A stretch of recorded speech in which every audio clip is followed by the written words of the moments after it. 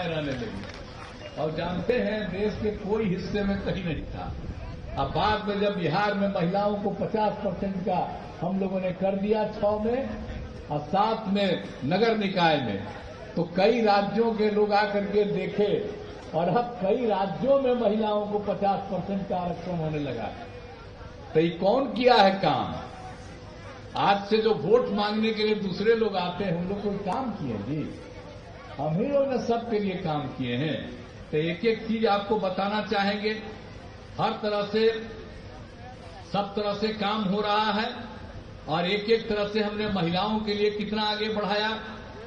अब जो पालुम था स्वयं सहायता समूह, महिलाएं, आप देखिए ना पूरे देश भर में स्वयं सहायता समूह। हम लोग जब एमपी थे तो उस समय देखते थे, केंद्र में मंत्री थे, दूसरे राज्यों में स्वयं सहायता समूह में खूब महिलाएं थी। लेकिन जब 5 में हम यहाँ पर आए, आज देखने के लिए गए थे, यहाँ पर देखा कि कुछ ही जगहों पर है बहुत कम महिलाएं। तब हमने कहा कि नहीं, स्वयं सहायता समूह यहाँ पर ठीक से बनाएगा। और विश्व बैंक से हम लोगों ने कर्ज लेकर के काम करा दिया और उनकी संख्या कितनी बढ़ने लगी।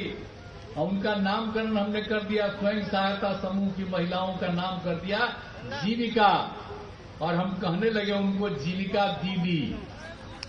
और जानते हैं, उस समय जब केंद्र में था, वो लोग आया, देखा कि अरे भाई आप तो यहाँ स्वयं सहायता समूह इतना बनवा दिए हैं और तो महिलाओं का नाम हम कर दिए जीविका। तब उन लोगों ने कहा कि ठीक है, हम देश भर में नाम कर देंगे आजीविका, यानी बिहार की जीविका देश भर में आकर के आजीविका होगी।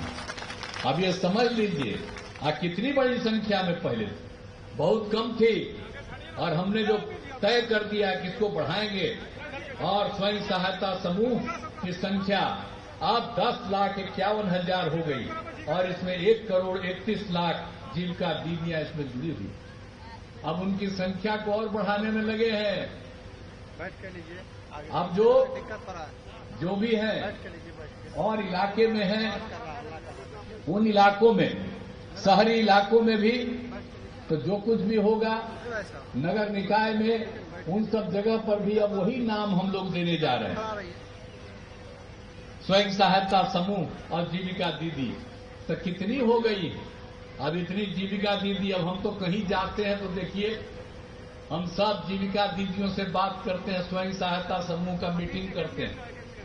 अब कितना बढ़िया सब लगती है। पहले किसी को बोलने आता था, कुछ पढ़ती थी, कोई कपड़ा रहता था, अब लोग स्वयं सहायता समूह में है, कितना बढ़िया बोलती है और कितनी बात जाती है। और सबको हम कहते हैं कि और ज्यादा हम लोग बढ़ाते चले जाएंगे। तो एक एक काम हम लोग कर रहे हैं, यानी पढ़ाई का काम, शिक्षा का काम, एक एक काम किया।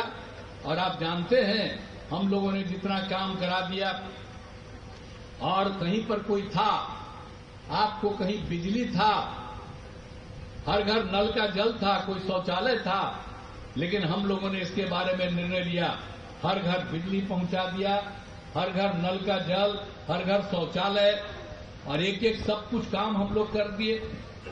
और दूसरी बात है कि महिलाओं की रक्षा के लिए भी आप जरा बताइए, जो आपस में झगड़ा करते थे, आजकल वोट आएंगे, आप कितना झगड़ा करते रहते थे, लेकिन हम लोग तो खत्म करा दिए। और आप जानते हैं कब्रिस्तान की घेराबंदी हम लोगों ने कर दिया, 8,000 कब्रिस्तान से भी ज्यादा घेराबंदी कर दिया।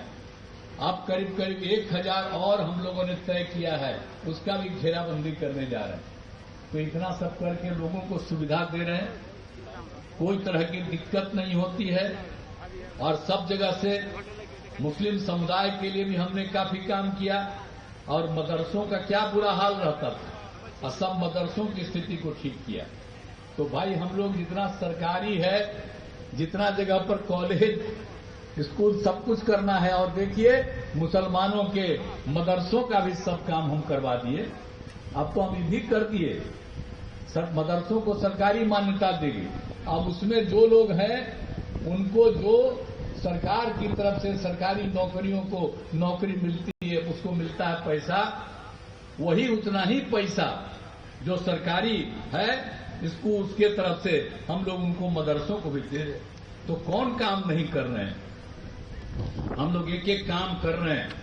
और आप जान रहे हैं कि हम लोगों ने तो और भी काम कर दिया है। अब इस 7 निश्चय में हम लोग तो और काम कर दिए हैं। ये लोग तो बोलते रहते हैं, कभी किसी को नौकरी मिलती थी जी? इतना भारी लोग थे कांग्रेस और उसके बाद ये लोग थे, कोई नौकरी थी? हम लोग तो सबको कितना नौकरी दिए, 5 से 20 तक 8 लाख लोगों को सरकारी नौकरी दिया और लाखों लोगों को रोजगार दिया।